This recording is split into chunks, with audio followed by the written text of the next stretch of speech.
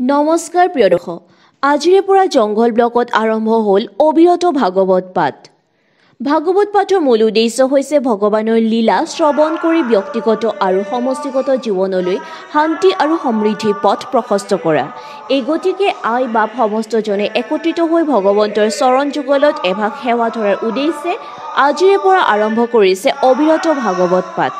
মহাপুৰুষীয়া এক শৰণ নাম ধৰ্ম সমাজৰ পূব আৰু পশ্চিম কাটনি আঞ্চলিকৰ সৌজন্যত জংঘল ব্লক কেন্দ্ৰীয় হৰিগৃহত অনুষ্ঠিত হোৱা এই ভাগৱত পাঠৰ পূৰ্বে পুৱা ধৰ্মীয় ধ্বজা উত্তোলন কৰে মহাপুৰুষীয়া এক শৰণ নাম ধৰ্ম সমাজৰ সভাপতি নগেন গগৈয়ে।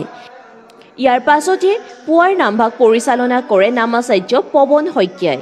ডম্বৰু গগৈ আৰু নীলকান্ত গগৈয়ে ভাগৱত ভাগ প্ৰতিষ্ঠা কৰাৰ পাছতে অবিৰত ভাগৱত পাঠৰ শুভাৰম্ভ কৰে মূল পাঠক বুধেশ্বৰ চুতীয়াই।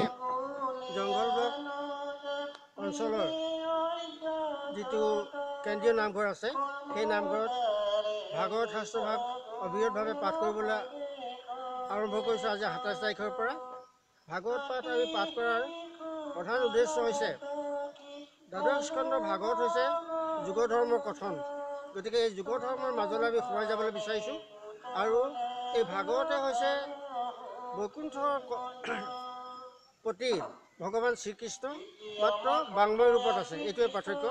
আৰু ভাগৱত হৈছে বৈকুণ্ঠ কল্পতৰু শাস্ত্ৰ, আৰু এই শাস্ত্ৰ প্ৰভু ভগৱান কৃষ্ণৰ 12টা অংগৰ একোটা প্ৰতীক। সেইকাৰণে আমি এই ভাগৱত শাস্ত্ৰভাগ অবিৰতভাৱে পাতিবলৈ আমি আৰম্ভ কৰিছোঁ।